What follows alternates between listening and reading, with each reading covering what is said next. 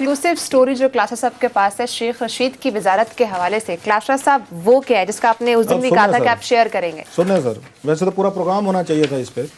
शेख साहब सर, मेरी ये उनके बारे में रहा है, वो पूरी दुनिया को वो चला सकते हैं, मासवे वजारत या रेलवे को पूरी दुनिया चलवा लें उनसे, अमेरिका चलवा लें, ब्रिटेन चलवा लें, पूरा यूरोप चलाते हैं, इंडिया चलवा लें। इवन मोदी साहब को मशवरे चाहिए, इनसे लिए जा सकते हैं। अगर यूरोप को चाहिए, जॉनसन को चाहिए, ट्रंप साहब को चाहिए, शेख साहब हमारे जो हैं इनके पास हाजिर हैं, बड़े मशहूर हैं। मासिव है अपनी वजारत के, इतनी शेमफुल किस्म की इनकी परफॉर्मेंस की रिपोर्ट पिछली कैबिनेट में हुई है, पेश हुई है सर।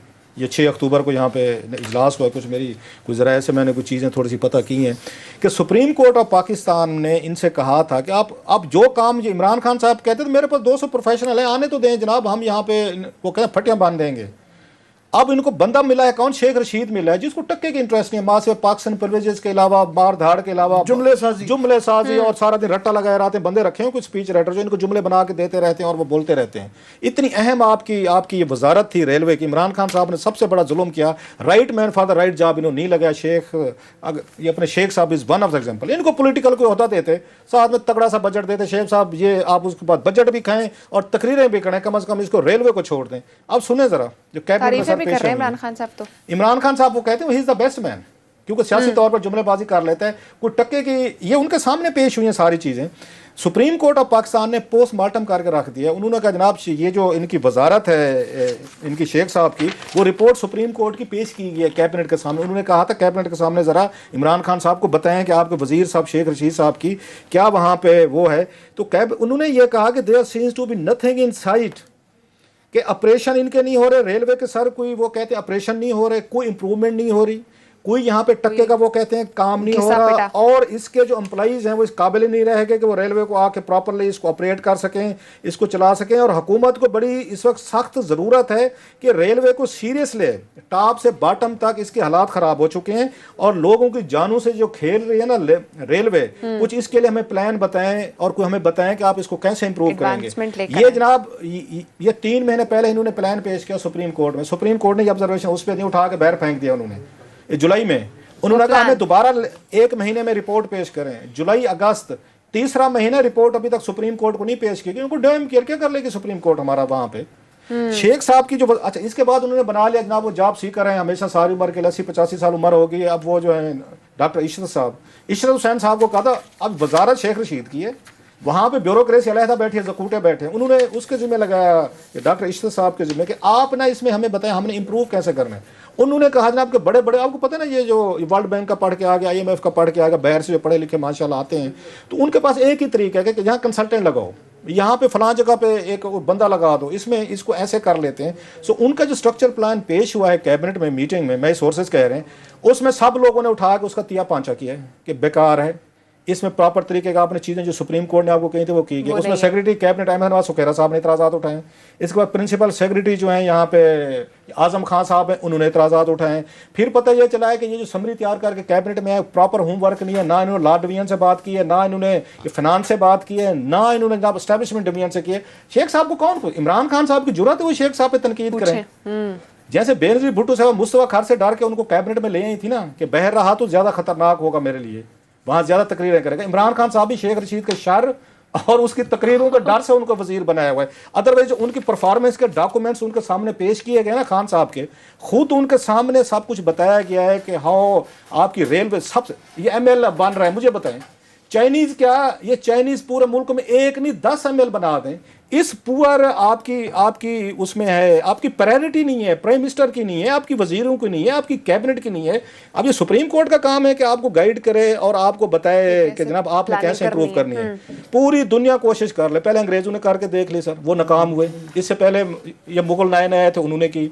बाकी आप हमलावर है, लोग है, सब ने कोशिश की कि हम हिंदुस्तान पाकिस्तान को ठीक करके देंगे। हजूर सारे नाकाम हुए। अब की दफा ये चाइनीज पूरी कोशिश करके देख लें, हमने रेलवे ठीक करके देनी है, आपको ML करके देना है, हमने बिलियंस लगाने, ये नाकाम ही होंगे। असद उमर हमें ये दावा करके गए थे कि जनाब ऑन ट्रैक है ML बान और चाइनीज बिल्कुल अगले साल से ये काम शुरू करेगा। मगर गवर्नमेंट ऑफ पाकिस्तान ने जो डिलीवर करना है, ये रेलवे लाइन का सबसे इम्पोर्टेंट काम है कि इसकी फेंसिंग दोनों तरफ से होनी है, वो कब्जा किसने छुड़ाना है, वो फेंसिंग किसने करनी है, कम से कम वो हमें 2-3 महीने में ही होते हुए नजर नहीं आ रहा है। मैं फॉलो करूंगा, अभी बहुत कुछ है इसमें। आमिर साहब, कल जलसा होने जा रहा है, डिफरेंट बैनर्स पर जो हम देख रहे हैं कि महंगाई खत्म तहरीक का नाम दिया जा रहा है। इमरान खान साहब भी इसी महंगाई को पॉइंट बनाकर जलसे जुलूस करते थे। अब जिस नहज पर हम पहुंच चुके हैं, अब व्हाट नेक्स्ट, आगे क्या होगा? नहीं, आगे तो ये देखेंगे अगर कि क्या ये पूरा महीना धमा चौकड़ी रहेगी। और ख़तरनाक बात ये होती है कि कई दफ़ा भी चीज़ें आउट ऑफ हैंड हो जाती हैं। हम कह तो रहे हैं कि जनाब 126 दिन का नतीजा नहीं निकला, पर उसमें आपको दाद देनी पड़ती है उस वक्त की PMLN की गवर्नमेंट को कि उन्होंने वायलेंस नहीं होने दिया, 126 दिन कंट्रोल करके रखा। ये मॉब को कोई प्रेडिक्ट नहीं कर सकता, मॉब किसी तरफ भी चल जाए। एकदम से 1977 की जो मूवमेंट थी, हम तो छोटे छोटे थे, याद है, मगर ये कि एकदम से वायलेंस स्टार्ट हो गया था, हालांकि सारा प्लान था, सब कुछ था, तो फिर रुकता ही नहीं है चीज़ें। तो अभी इस वक्त वैसे ही हम इल्ज़ाम लगाते हैं कि जी हमारे दुश्मन जो हैं तखरीबकारी कर रहे हैं, बलूचिस्तान में कर रहे हैं, हर जगह कर रहे हैं, और उसके बाद फिर ये जी लोग CPEC से नाला हैं, फिर जो है कोरोना चल रहा है। सो एक्स फैक्टर जिसे कहते हैं ना, इम्पॉन्डरेबल्स, जो कि आपके कंट्रोल में नहीं है, वो बेताशा हैं, बड़े वेरिएबल्स हैं जिनको आप प्रेडिक्ट नहीं कर सकते। ये तो इसलिए इजी भी नहीं लेना चाहिए कि हाँ हाँ जी कर लें, कोई कुछ नहीं होता, बड़ा होता है। बात ये है कि नून लीग की तो समझ आ जाती है कि कुछ हद तक पीपल्स पार्टी भी, कि उनके पास वो दीवार के साथ लग गए थे, वो जो डील मांग रहे थे उनको नहीं मिल रही थी। उनका ख्याल था कि जनाब ये इससे हमारी जान छूट जाएगी, वो नहीं छूटी, तो इसमें शायद कुछ बेहतर हो, वरना वो मियाँ नवाज शरीफ साहब या बाहर रहेंगे या जेल में रहेंगे। और आगे शहबाज शरीफ साहब के ख़ानदान के भी यही है, मरियम भी बेल के ऊपर हैं इस वक्त भी जो है, तो उनके लिए तो समझ आती है। जो समझ नहीं आती है, जो कि डूएबल है, जिनके पास ज़्यादा ऑप्शन होती हैं, गवर्नमेंट के पास, रियासत के पास हमेशा ऑप्शंस होती हैं, हमेशा पॉलिसी होती है। फॉर एग्जांपल, कम अज़ कम लोगों को उम्मीद ही दे देते। क्या चीज़ रोकती रही है इमरान खान साहब को 2 साल के अंदर कि एवरी नाउ एंड देन एक जेस्चर दें कि जनाब ये मुझसे गलतियाँ हुई, हम रॉन्ग ट्रैक पे गए, मैं ये काबीना में तब्दीली कर रहा हूँ। वो पता चलता है कि वन आफ्टर अनदर वो 50 तक पहुँच गई है। वो जो है ना, अब टोटल मिला जुला के SAPM एडवाइज़र 49-50 तक वो पहुंच चुकी है। तो और उसमें कोई, और कहते थे 10 रखूंगा, और मिसालें देते थे कि अमेरिका में 10 लोग होते हैं, वहाँ होते हैं, वो कहेंगे तो कल वो भी क्लिप हम निकाल के चला देंगे, वो भी चला देंगे। तो दूसरा ये है कि लोगों को बादशाह का काम, प्राइम मिनिस्टर का काम, गवर्नमेंट का काम होता है उम्मीद लाए रखना कि चलो आज घबराना नहीं है, पर कल हालात ठीक हो जाएं। यहाँ ये है कि लोगों को वो इन्होंने उम्मीद तोड़ दी है, ना सिर्फ के अपने मुखालफों की, अपने वर्कर की। आप देखें ना, जब बहुत ज़्यादा ये जो आगे बहस कर रहे थे हम कि नून लीग के साथ पोलराइजेशन हो गई हुई है, हर थड़े पे, हर मोहल्ले में, हर गांव में, हर चौराहे पे 2 मुखालिफ पाकिस्तान में बैठे लड़ते रहते हैं, और तेरी पार्टी अच्छी है कि मेरी पार्टी अच्छी है। इस वक्त जो PTI का है ना, वो बेचारा भी तकलीफ में है, डिफेंसिव पे है, क्योंकि महंगाई है, क्योंकि उसके भी जब वो नहीं कह सकता खुलेआम कि जब उसका बिजली का बिल आए तो वो मोहल्ले में भी नहीं ऊँची कह सकता कि जनाब मेरी बिजली का बिल ज़्यादा आ गया या ये मेरा गुजारा नहीं चलता। वो कहते हैं अच्छा जी, वो फिर बताना देते हैं ना, वो हालांकि हम कोशिश करते रहे हैं।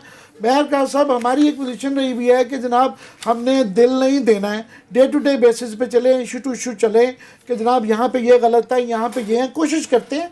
कई दफ़ा नहीं भी शायद कामयाब होते हैं, मगर कोशिश ज़रूर करते हैं। मगर लोग हमें भी ताने देते हैं क्योंकि हम नून लीग की और पीपल्स पार्टी की जब गवर्नमेंटें होती थी उनकी मुखालफत करते रहते हैं, पर उसका ये मतलब नहीं है कि हम PTI के बहुत बड़े सपोर्टर हैं जो है। तो वो कहते हैं अच्छा जी शौक पूरा हो गया ना, तो हमारे जैसे को ताने मिल जाते हैं जो कि कहने को सो कॉल्ड हम न्यूट्रलिटी की कोशिश करते हैं। तो जो PTI के वर्कर है उसको जो सुननी पड़ती है हर महल्ले में, और क्यों सुननी पड़ती हैं कि उम्मीद नहीं है। और उम्मीद कैसे हो?